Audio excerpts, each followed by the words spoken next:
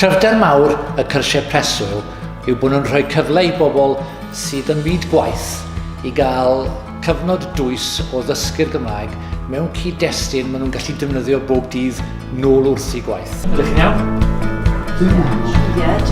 Ces I gyfle o'r gwaith I dod y cwrs yma a bod ni'n hapus iawn achos dwi eisiau y cyfle I siarad gyda phobl fel fi.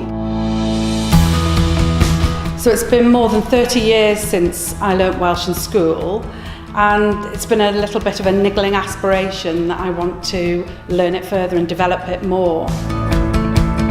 Peth gorau ydy, da ni'n siarad Gymraeg o hyd. Dydy ddim yn just gramateg a eistedd yn dosbarth. You're immersed in the experience and secluded with no distractions.